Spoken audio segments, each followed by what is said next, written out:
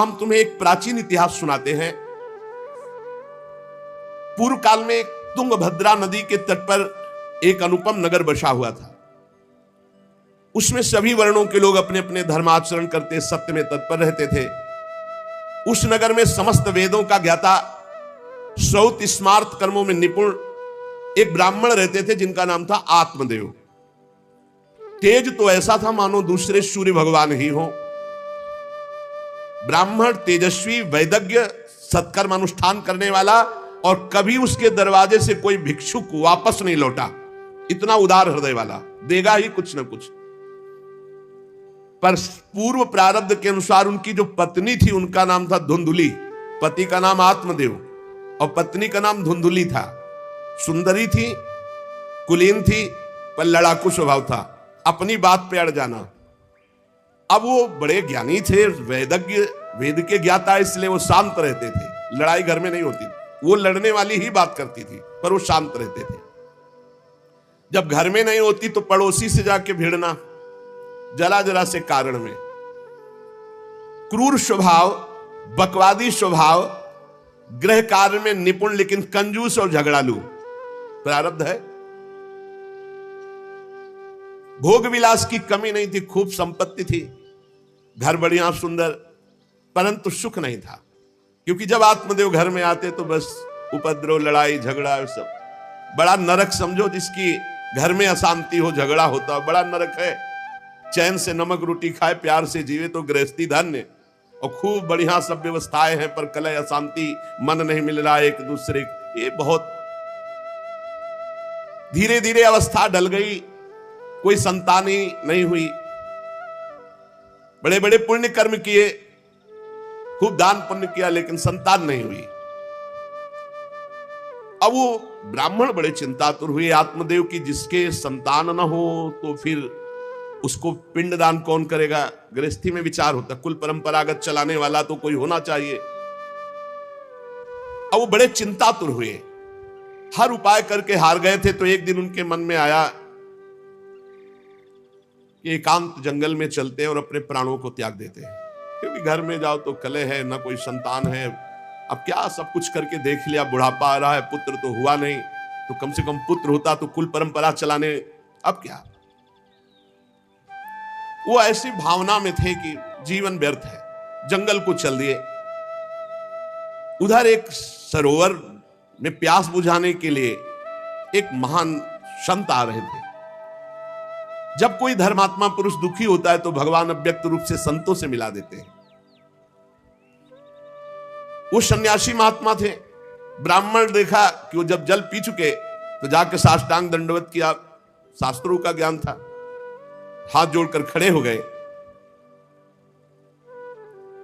तो कथम रोदसी विप्रत्वम काते चिंता बलियसी वदतम सब्बत सत्वरम मह्यम स्वस्य दुखस्य कारणम।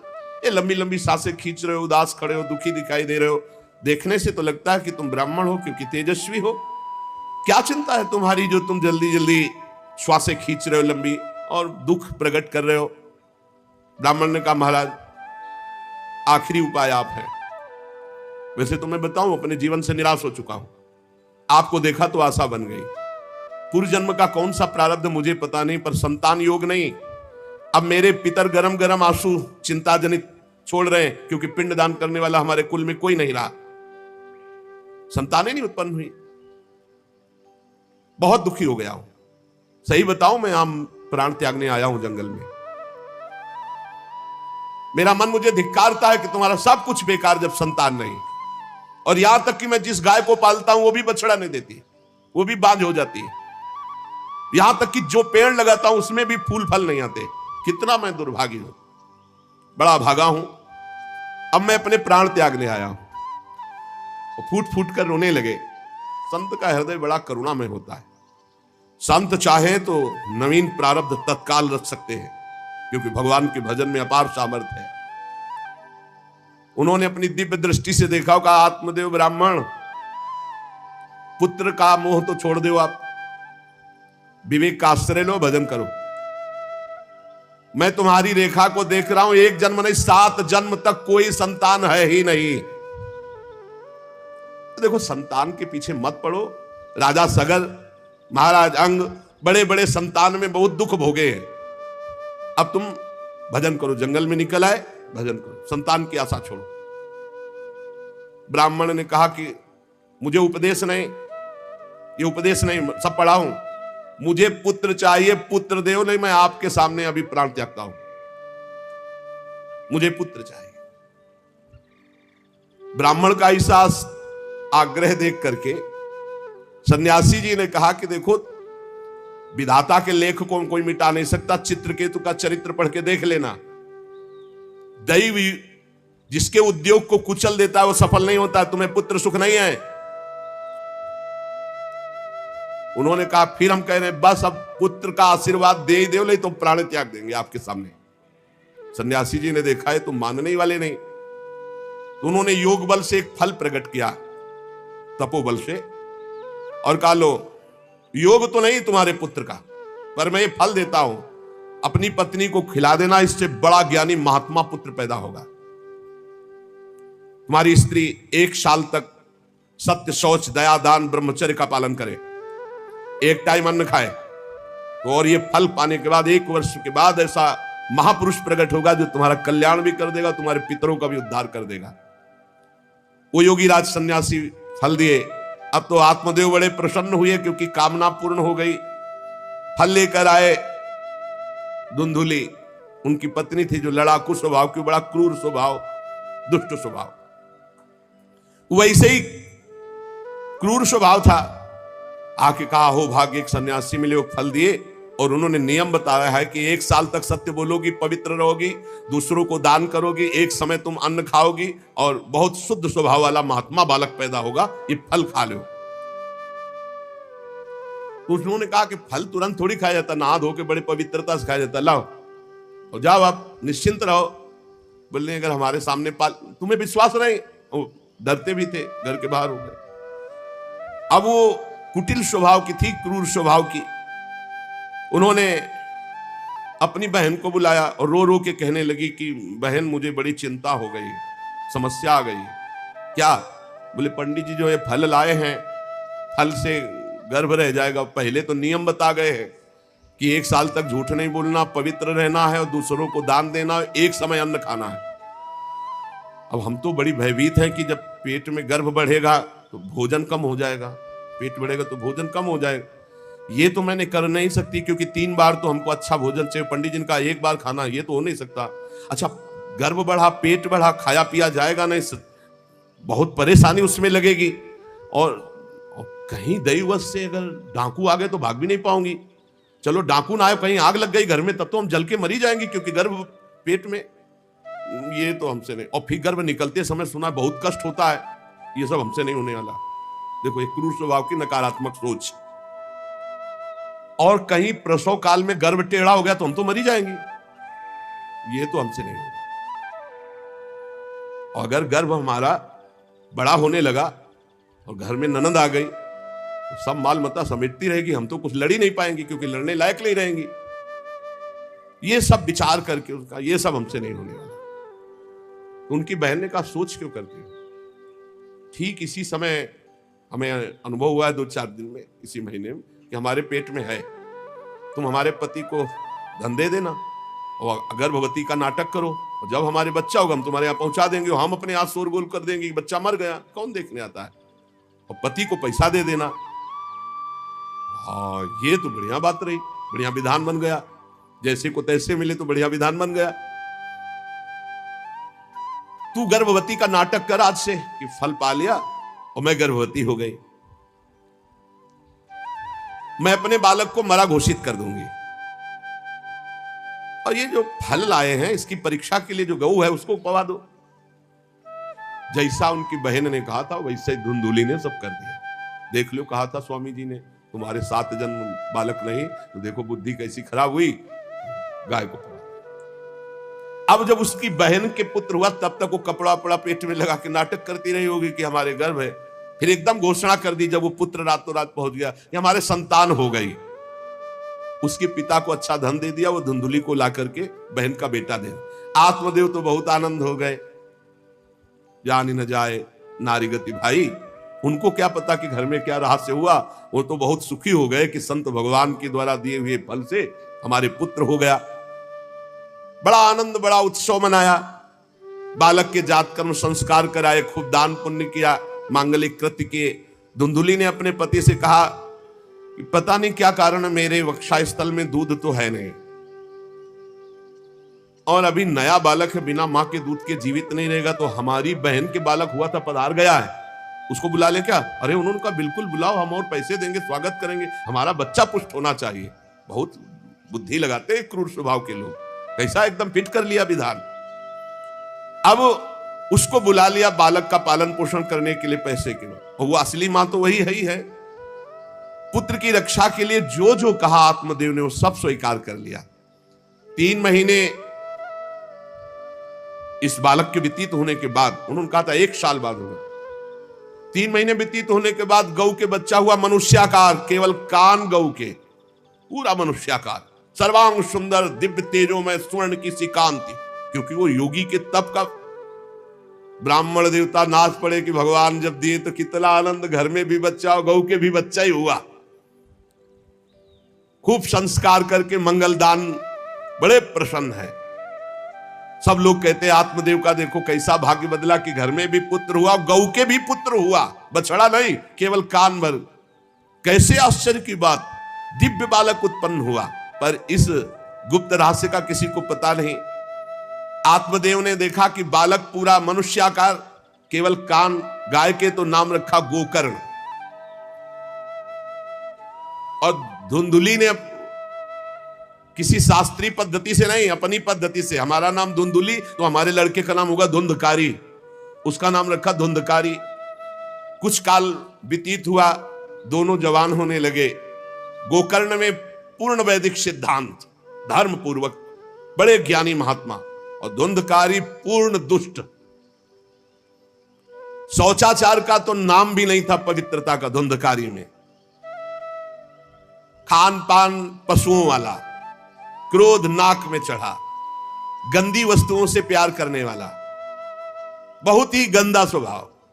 चोरी बचपन से, द्वेष, पीट देना, लड़ाई करना, ये उसका चलते स्वभाव। दूसरों के खेती में आग लगा देना, घरों में आग लगा देना, गौशाला में आग लगा देना। जैसे किसी का बालक खेल रहा है, आसपास देखा कोई, उठाया कुएं में फेंक दिया, बड़ा दुष्ट स्वभाव। और बड़ा हुआ हिंसक स्वभाव, अस्त्र शस्त्र धारण करके, जैसे कोई अंधा जा रहा है तो आओ बाबा तुम्हें रास्ता बता दो, कुएं में जाके ढकेल देता है। बहुत ही गंदा स्वभाव, दुष्ट स्वभाव। अब वो शिकार करने लगा पशुओं का और मांस खाने लगा। जहां आत्मदेव कितनी पवित्रता से, वहां दुष्ट कितना। अब धीरे धीरे व्यभिचार करने लगा, वैश्याओं से संपर्क रखने लगा। संपत्ति थी ही, सारी संपत्ति वैश्याओं को। एक दिन पिता ने कहा आत्मदेव ने कि तुम्हारे आचरण इतने आसुरी प्रभाव के, हमें लगता है कि तुम हमारा सर्वनाश करने के लिए प्रकट, ये क्यों करते हो? तो खूब गिरा गिरा के मारा आत्मदेव को। सन्यासी की बात अब याद आई कि तुम्हारे भाग्य में पुत्र सुख नहीं है, खूब मारा आत्मदेव को। जब इतनी जोर से मार रहा था तो थोड़ी तो दया आई कि पति है, बचा ले। तो धुंधुली गई, तो फिर धुंधुली की धमजम के पिटाई की। अब वो तो राक्षसी स्वभाव, और घर के जितने जेवर बर्तन सब उठा के बेच दिए, वैश्यागामी। अब जब सारी संपत्ति स्वाहा, खाने को भी नहीं, तो धुंधुली बैठ के रोती, रोना। इससे तो अच्छा कि मैं बांझ रह जाती। दुष्टता की ना, पति ने जब तुम्हें एक दिव्य फल दिया था, खाना चाहिए था। मैं कहां जाऊं, कौन मेरा सहयोग करे? बड़ी विपत्ति, बड़ा दुख, न खाने को न पीने को। अतरे दिन पिटाई करता धुंधकारी, आत्मदेव की भी और धुंधुली की भी। पिता बैठ के रो रहे थे। मैं सन्यासी की बात मान जाता तो गोकर्ण जी आए और उन्होंने कहा पिताजी, आप जैसे विद्वान पुरुष को ऐसा शोक करना उचित नहीं। तुम शास्त्र के ज्ञाता हो, तुम्हें चाहिए कि संसार की असारता का तो थोड़ा विचार करना हो। ये दुख रूपी मोह में फंसकर आप एक अज्ञानी पुरुष की तरह रो रहे हो, पीट रहे हो। पिताजी, क्या शास्त्रों में नहीं पढ़ा पुत्र किसका, धन किसका, पत्नी किसकी, शरीर किसका? ये मोह के कारण अज्ञानी जन रात दिन दीपक की तरह जल रहे। पिताजी, ना सुख इंद्र को है, ना चक्रवर्ती राजा को है, सुख है तो एकांत में भगवान का भजन करने वाले को है। ये देखो गोकर्ण, ये मुंचा ज्ञानम प्रजारूपम मोह तो नरके गति, ये नरक जाने वाली बात, पुत्र के मोह में फंस करके आप छोड़ो इसे, आपका शरीर नष्ट हो जाएगा। इसलिए मेरी प्रार्थना मानो, आज से निकलो घर से और वन में जाओ, भगवान का चिंतन करते हुए जीवन व्यतीत करो।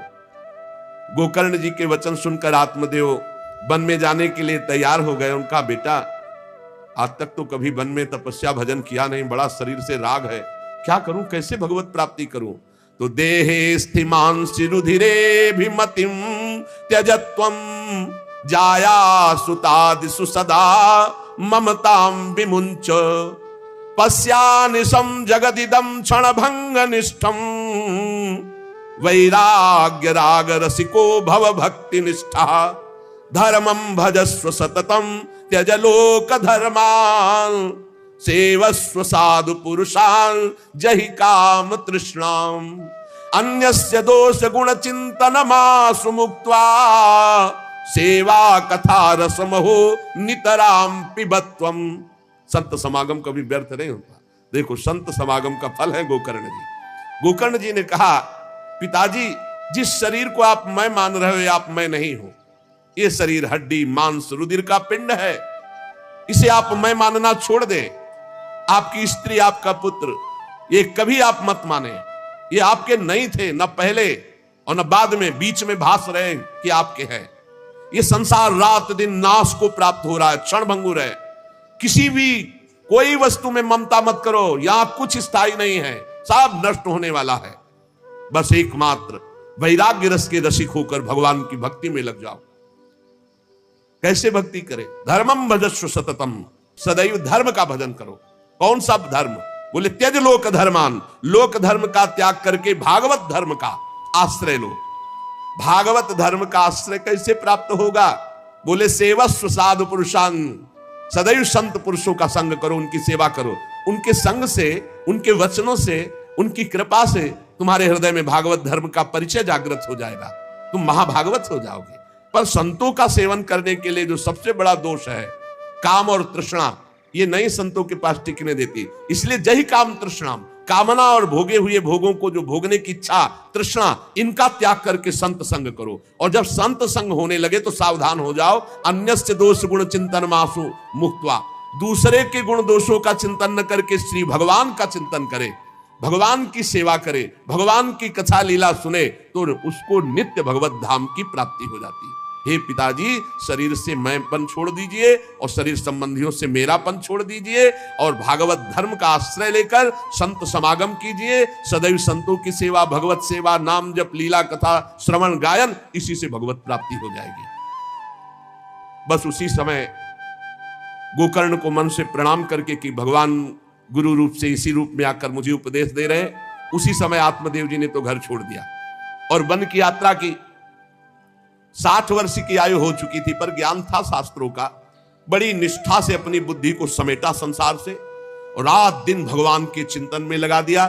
भगवान के चिंतन और भागवत के 10वें स्कंद का रोज पाठ, पूरा जो भागवत का 10वां स्कंद हो श्री कृष्ण लीला चरित्र से भरा हुआ है, पूरा पाठ और निरंतर नाम जप, इसके प्रभाव से श्री कृष्ण चंद्र की प्राप्ति हुई गोकर्ण जी के उपदेश से आत्मदेव की। अब जब पिता वन को चले गए तो और छूट, वैसे मानता तो था ही नहीं, पर और छूट हो गई। अब धुंधकारी ने उठाई लाठी डंडा, जो धुंधुली की डट के पिटाई की और कहा, बता धन कहाँ है? अब जितना धन था तो सब ले गए। फिर जलती हुई लकड़ी लुकाठी, उससे बता धन कहाँ है? किसी तरह वो छूट पाई तो भागते हुए जाकर कुएं में गिरकर अपने शरीर को नष्ट कर दिया कि रोज की पिटाई से अच्छा एक बार दुर्गति को प्राप्त हुई। धुंधुली दुर्गति को प्राप्त हुई, पति आत्मदेव श्री कृष्णचंद्र को प्राप्त हुई। योगनिष्ठ गोकर्ण जी ने जब देखा कि धुंधकारी का आतंक बढ़ रहा है तो उन्होंने छोड़ दिया। जो ज्ञानी पुरुष होते प्रपंच नहीं स्वीकार करते, उनको कोई सुख दुख इससे नहीं, उदासीन भाव से तीर्थ यात्रा को निकल गए। धुंधकारी ने 5 वैश्याओं को अपने संग में रखा, सब नौजवान वैश्याएं। अब उनके लिए पशुओं का मांस, चोरी करके उनकी मनोकामनाएं पूरी करना। बुद्धि भ्रष्ट थी, आचरण भ्रष्ट थे, क्रूर कर्मा। एक दिन उन वैश्याओं ने कहा कि हमको तो हार नहीं पहनाया आज तक, कामना होती है। अब 5 को हार लाने के लिए तो बहुत रुपया चाहिए। मौत की भी उसको कोई भय नहीं रह गई थी।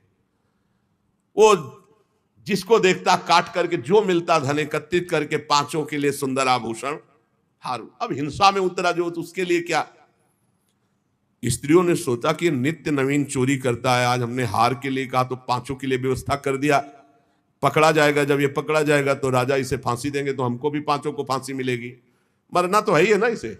5 ने विचार किया मरना तो है ही, राजा फांसी देगा तो हम ही फांसी दे देती, तो कम से कम हम तो बच जाएंगे। बुरे कर्म का बुरा ही परिणाम होता है, कुछ भी कोई कर ले। धुंधुली कुएं में शरीर त्याग करके दुर्गति को प्राप्त हुई।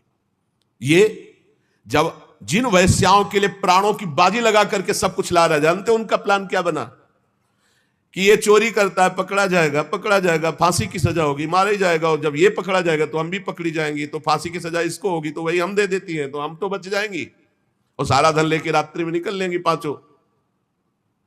5 ने गुप्त रूप से ऐसा संकल्प बना लिया।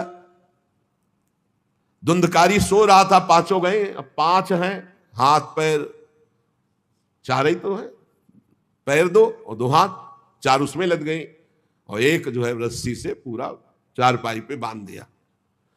और जब उसकी आंख खुली तो रस्सी गले में डाल करके फांसी लगा रही पड़े पड़े। पर वो बहुत पापी आदमी, जल्दी मरने वाला तो था नहीं, खूब गला दबाया। अब बड़ी चिंता हुई वैश्याओं को कि अगर मरेगा नहीं तो हमें काट डालेगा ये। तो रसोई से जो कोयला जला हुआ आग था उसके मुंह में भर बगार बगार के शमशी से, अरे पापी की बहुत दुर्गति होती।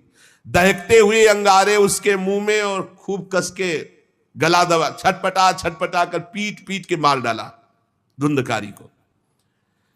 और उसके शरीर को वहीं घर में एक गड्ढा बना के 5 ने गाड़ दिया। और वो सारा माल मत्ता पैसा सब कुछ उनको पता था। स्त्रीणाम नयितु विश्वासम दुष्टानाम कारेत बुधा विश्वासे यह स्थितो मूढ़ा सदुखई परिभूयते।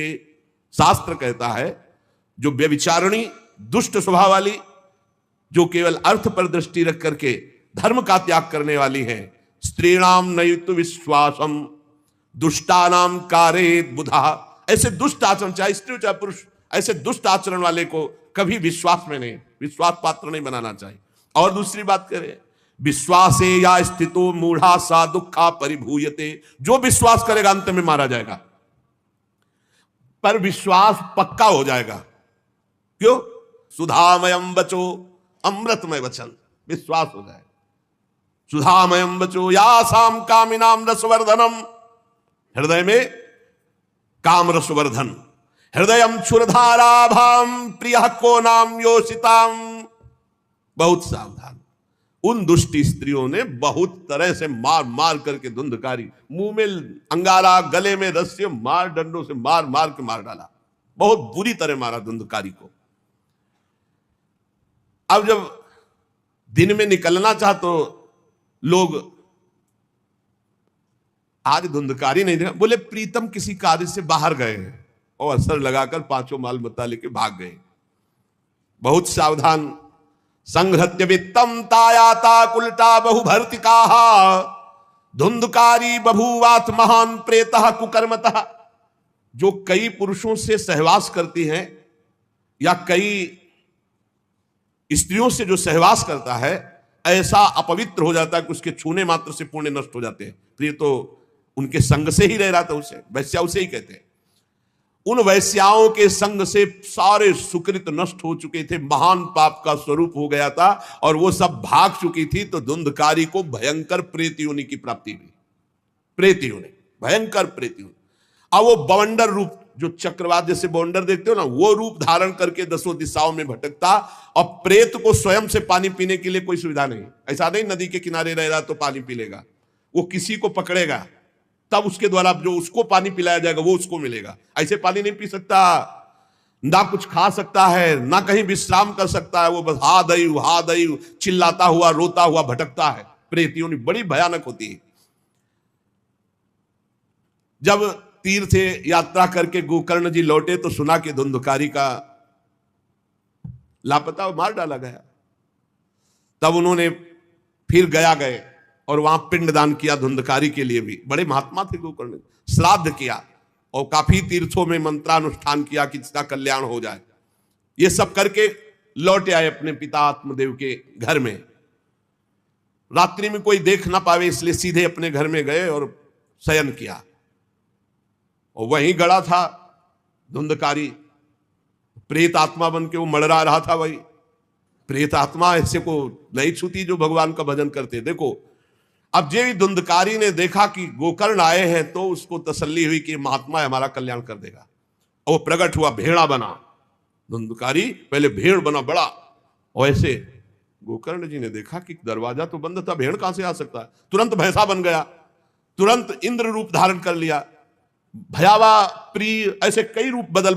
तब उन्होंने कहा ये विपरीत अवस्था, इसका मतलब ये प्रेत है, क्योंकि ऐसी विपरीत निंदनीय और बंदनीय दोनों रूप धारण कर रहा है। दुर्गति को प्राप्त हुआ प्रेत आत्मा है। वो डरने वाले तो थे नहीं, ज्ञानी महात्मा थे। गोकर्ण ने कहा कस्तो मुग्र तरो रात्रौ कुतो या तो दशामिमाम किंवा प्रेता पिशाचो वा राक्षसो शीति संसना। कौन है तू? प्रेत है, पिशाच है, राक्षस है, क्या है ये? क्या नाटक कर रहा है? कभी भेड़ बनता है, कभी भैंसा बनता है, कभी इंद्र बनता है, कभी ये रूप। कौन है तू? ये अधोगति को प्राप्त कैसे हुआ तू? गोकर्ण जी डरे नहीं। अगर सच्चा महात्मा न हो तब तो भयभीत हो जाए। गोकर्ण जी सच्चे महात्मा है। अब वो चिल्ला चिल्ला के केवल रो रहा, एक शब्द भी नहीं बोल पा रहा। तो गोकर्ण जी समझ गए अधिक पाप होने के कारण ये बोल नहीं सकता। तब अंजलि में जल लिया और कई मंत्रों का जाप किया और फिर उसके ऊपर फेंका। जे भी फेंका तब बोल पाया, भैया मैं आपका भाई धुंधकारी हूं, बचा लो, मेरी भारी दुर्गति हो गई। मैं तुम्हारा भाई हूं, मैं धुंधकारी हूं। अब मुझे बहुत कष्ट हो रहा, पश्चाताप हो रहा, मैंने सब कुछ नष्ट कर दिया, धर्म भ्रष्ट पापाचारी। अब मेरी बड़ी दुर्गति है। उन उल्टा वैश्याओं ने मुझे तड़पा करके मारा है। मैं कुछ कर नहीं सकता इस समय। ऐसा थोड़ी कि प्रेत है जिसको चाहे पटक दे, ऐसा नहीं है, ऐसा विधान नहीं। पहले वैश्याओं को मारता जाके, मैं कुछ कर नहीं सकता।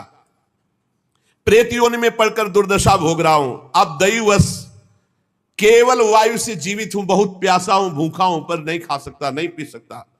आप दया समुद्र भैया मेरा उद्धार करो।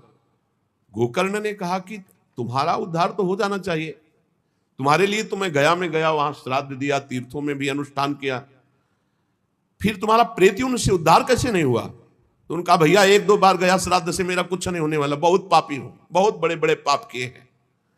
कोई दूसरा उपाय सोचो, छोटे मोटे पिंडदान से, दान पुण्य से मेरा उद्धार होने वाला नहीं, बहुत स्टॉक है हमारे पाप का। तुमको हम बताएं, सैकड़ों बार गया श्राद्ध करो तो भी मेरा कल्याण नहीं हो सकता, ऐसा मैं पापी हूं। कोई दूसरा उपाय सोचो। गोकर्ण जी ने कहा सैकड़ों गया श्राद्ध से तुम्हारी मुक्ति नहीं हो सकती, तो तुम्हारी मुक्ति असंभव है। कहा भैया मैं तुम्हारे चरणों में पड़ा हूं, मुझे मेरा उद्धार करो। तो कहा ठीक है, तुम अभी इस घर से निकलो, कहीं और रहो, हम जब तुम्हें बुलाएं तब आ जाना। जाओ, हटाओ, हमारे इस घर से हटो। हटा दिया उनको।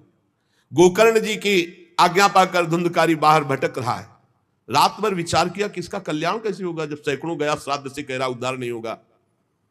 अब जब प्रातः काल हुआ, दरवाजा खुला तो बहुत से विज्ञजन आकर के गोकर्ण जी से मिले। गोकर्ण ने सबसे सलाह की कि क्या हो सकता है, ऐसे ऐसे स्त्रियों ने उनको मारा और वो प्रेत योनि को प्राप्त हुए। जो लोग विद्वान थे, योगनिष्ठ थे, वेदज्ञ थे, उन्होंने कई शास्त्र पाठ आदि की बातें बताई, सबने, पर सही उत्तर नहीं मिला। गोकर्ण जी महान तपस्वी थे। गोकर्ण जी ने प्रातःकाल स्नान करके अर्घ दे रहे थे, बोले औरों से क्या पूछना, सीधे सूर्य भगवान से पूछे। मंत्र का उच्चारण करते हुए सूर्य भगवान को स्थगित कर दिया, रोक दिया। बहुत बड़ी मंत्रों में तथा सर्वैश्वर्य वाक्यम तन्मुक्तो स्थापितम परम गोकर्णा स्तंभनम चक्रे सूर्य वेगस्य वै, तथा सूर्य की गति को रोक दिया। और तुभ्यम नमो जगत साक्षी ब्रूहि में मुक्ति हेतु कम। अब हम किससे पूछे, आप ही बताओ। हे जगत साक्षी भगवान सूर्य, धुंधकारी का उद्धार कैसे हो सकता है? आप कृपा करके बताइए कि धुंधकारी की मुक्ति कैसे हो सकती। गोकर्ण की ये प्रार्थना सुनकर भगवान सूर्यदेव ने कहा, श्रीमद् भागवत महापुराण नियम पूर्वक सुनाओ, निश्चित उसकी मुक्ति हो जाएगी। सप्ताह पारायण 7 दिन में पूरी भागवत श्लोक सहित। सूर्य भगवान की आज्ञा सबने सुनी, गोकर्ण जी ने भी सुनी। बहुत सरल उपाय। गोकर्ण जी ने निश्चय किया, मैं स्वयं सुनाऊंगा और उसका उद्धार करूंगा। अब तो कथा का समय निश्चित किया। बहुत से लोग कथा सुनने के लिए वहां पहुंचे। जब सुना कि भगवान की कथा सब पापों का नाश कर देती है, तो बहुत से लोग, पापी पुण्यात्मा जो भी, सबको बैठने की उचित व्यवस्था की गई। एक 7 गांठ का बांस जो सीधा था, आवाहन किया धुंधकारी का और कहा, इस पे बैठ जा, तू भी कथा सुन। तो सीधे 7 गांठ के बांस पर धुंधकारी जाकर के बैठ गया, छिद्र में वायु रूप होकर, क्योंकि बाहर कहीं स्थित नहीं रह सकता, चलायमान तो बैठना है।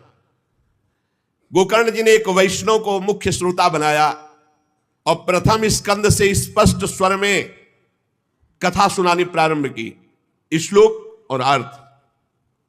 सायंकाल को विश्राम दिया तो एक बड़ी विचित्र बात हुई। सभासदों के देखते देखते एक बांस में तड़ तड़ की आवाज हुई, एक गांठ फट गई। दूसरे दिन कथा हुई, दूसरी गांठ, तीसरे दिन तीसरी गांठ। 7 दिनों में 7 गांठें फाड़ करके धुंधकारी परम पवित्र दिव्य रूप, भगवत पार्षद रूप धारण करके प्रकट हो गया।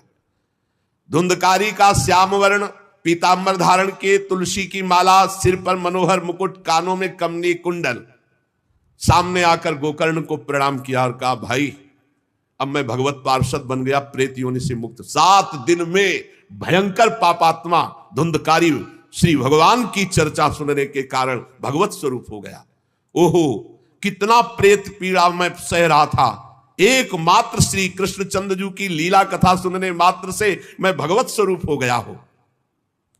भैया, मैं कैसे आपका उपकार करूं?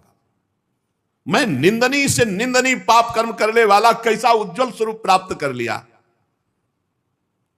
भला मोह पूर्वक लालन पालन करने वाले इस शरीर को जो हष्ट पुष्ट करते हैं, उन्होंने भगवान का नाम जप नहीं किया, चर्चा नहीं सुनी, तो जीवन किस काम का? इसके पोषण के लिए पाप कर्म कर रहे हो और वृद्धावस्था आने वाली परिणाम में दुख, रोगों का दुख, भोगों की कामना का दुख, क्या क्या दुख, इसकी क्या गति होगी? गाड़ दिया जाएगा या जला दिया जाएगा। ऐसे मनुष्य शरीर को प्राप्त करके भगवत प्राप्ति नहीं की तो जीवन व्यर्थ चला गया। अरे जो अन्न प्रातः काल पकाया जाता है, दूसरे दिन सड़ जाता है, उसी अन्न से इस शरीर का पोषण होता है, 6 घंटे में मल बना के निकाल देता है। ये शरीर कहीं अविनाशी है क्या? नाशवान शरीर है। जो लोग भगवान की कथा से वंचित है, भगवान का नाम जप नहीं करते, वो बुदबुदे जीवों में मच्छरों के समान जीवन उनका है। जन्मे मरे किस काम के? भला देखो, जिस बांस में मैं बैठा था तो बांस की गांठ फट गई, क्या भगवान की कथा सुनने पर चित्त की गांठ नहीं नष्ट हो जाएगी? जड़ चेतन की ग्रंथ। इसलिए धन्य है वो जो भगवान की कथा सुनने में अपना समय व्यतीत करते हैं। धुंधकारी ऐसी बातें कह रहा था, सबने देखा जय घोष करते हुए नमो नमः नमो नमः, और एक दिव्य विमान आया।